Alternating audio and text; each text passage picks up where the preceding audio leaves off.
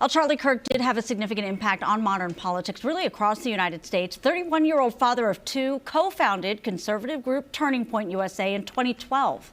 And with that, we bring in CBS 13 political analyst Gary Dietrich live in studio. You said it when you walked up here. It's a tough day. I don't care what side of the aisle you're on. And I'll repeat what I said at 5 o'clock. Doesn't matter what your political leanings are. This was a father of a 1-year-old boy and a 3-year-old daughter. So let's put that in perspective right there. With that said, let's talk about his impact on American politics. Yeah, I told Marley here, off here, this has been a tough day for me. Yeah. It's been tough for a variety of reasons. It has nothing to do, as Tony rightly said, with politics. It has nothing to do with what letter is behind your name politically. It has everything to do with the future of our nation, engaging young people. And guys, the real legacy of Charlie Kirk is going to be, there was really nobody like him in his generation that activated his demographic, young people around the country, to talk about politics. Some people really liked Charlie, some didn't. But there's no doubt that he had a tremendous impact. And he spent his time on college campuses, and he did it quite intentionally. And if you just look at the results of 2024, remember, one of the big demographic groups that really moved the needle in 2024, young voters, especially young male voters.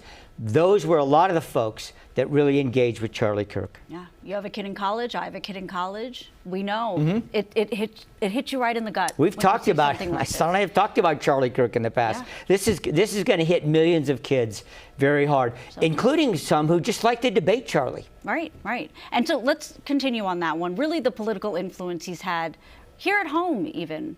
Talk about that. Yeah, well, I mean, the thing about it is, somebody said it today, and it's really quite apropos about Charlie, actually. He made talking about politics cool, right? I mean, that was sort of the thing. We kept hearing that there was these, later, new generations, they don't really care anymore. They're just engaged. They're just into their phones.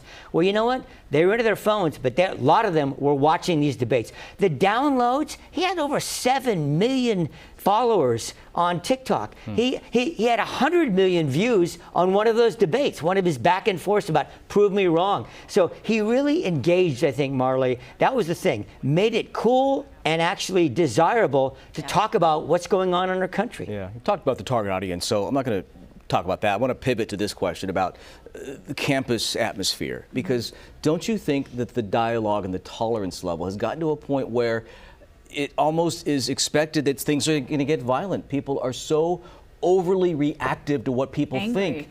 How is that going to impact my life when I get home? Yeah. I mean, it's just, I think it speaks to the broader picture of campus intolerance. Yeah, well, and I think obviously it speaks to what's going to happen on campuses from here on out. I mean, I'm dead serious about that, and I don't mean that in any kind of a pun.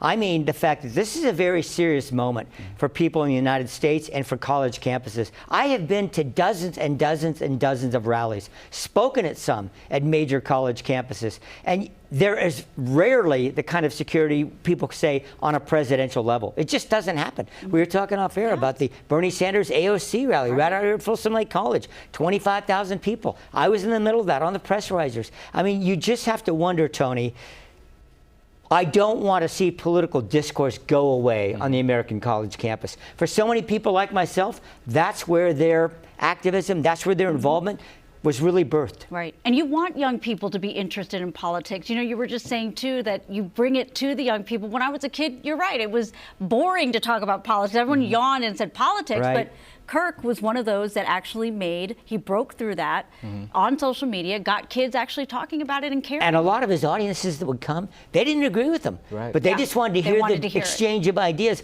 which ultimately, isn't that what the university should be all about?